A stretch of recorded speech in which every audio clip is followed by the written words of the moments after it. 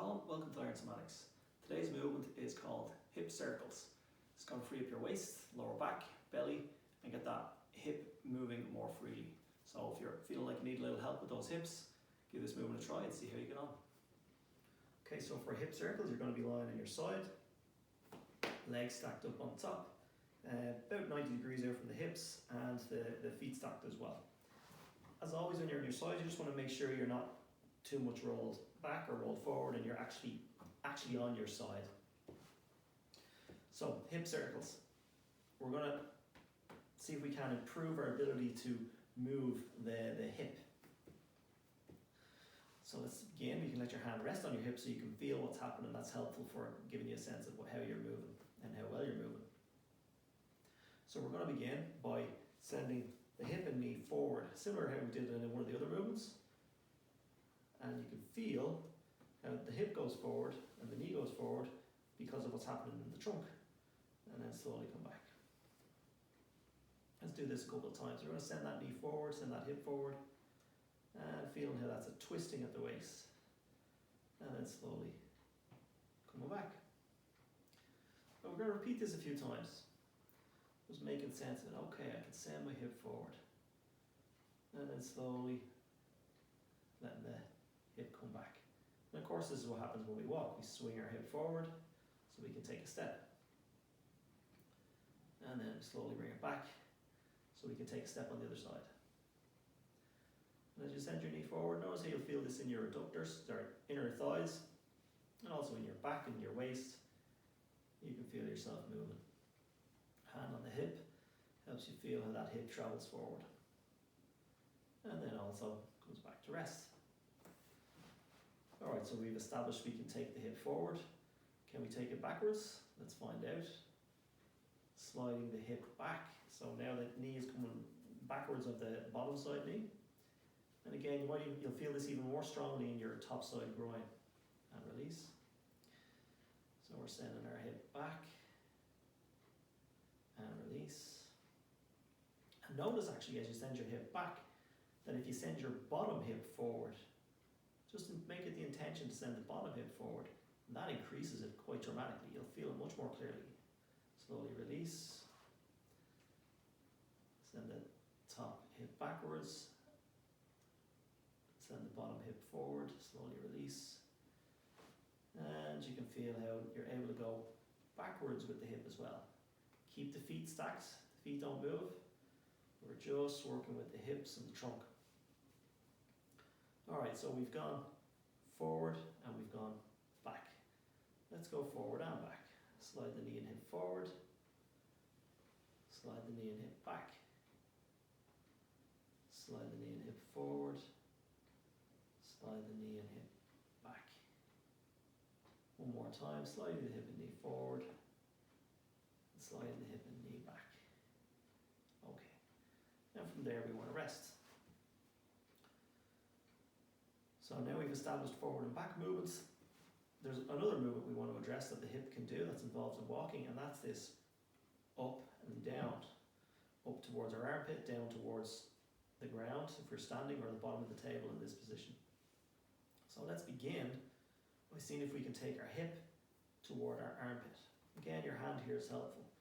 You can even sort of pull your hip. Use your hand to sort of draw the hip towards the armpit, and then you can start to feel, oh, it's my waist.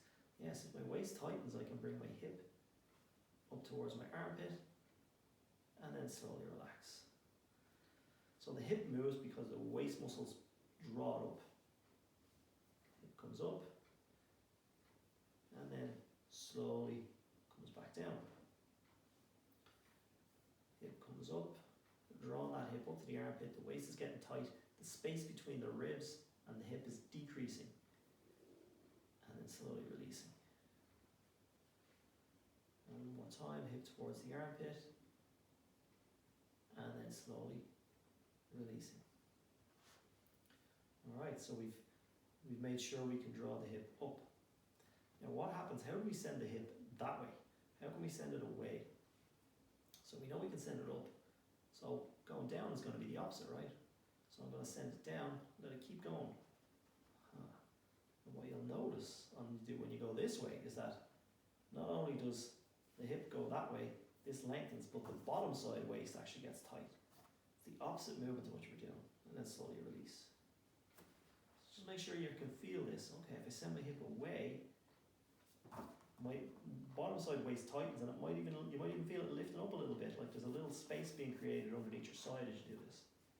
And then slowly release, let your hip come back to rest.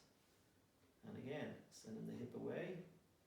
To send this hip away is to actually tighten the bottom waist. And then slowly release. There's always a opposing side involved when we do a movement.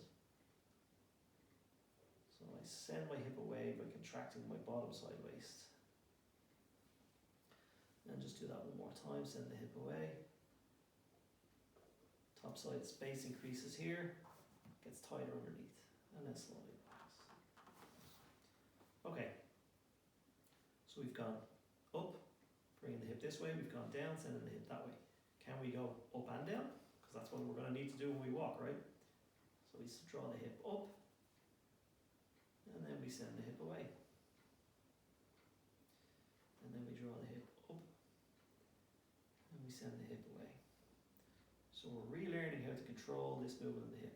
Drawing the hip up, and sending the hip away. We want to keep the movement nice and free and easy, low effort. You see I'm not straining, I'm just going through the movements nice and simple.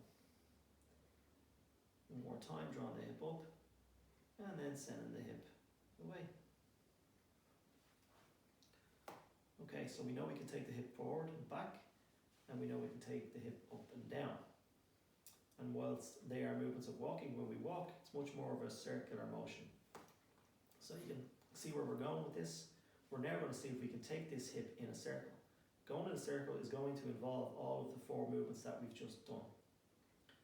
So let's start by taking the hip up, then sending it forward, and then sending it away, down should I say, and then back. So it's like we're taking a step with our hip. From back we're going to bring it up, we're going to send it forward, it's going to go down, and then it's going to go back. So you can almost visualize yourself walking, then it comes up, then it goes forward, and it goes down. And if we just take our time and go slow, we can start to make sense of this. We're sending it down, it's starting to go back, and we're starting to come up. The waist gets tight when we come up, right? Then we send it forward, then we send it down, then we send it back. We send it up, we do one more.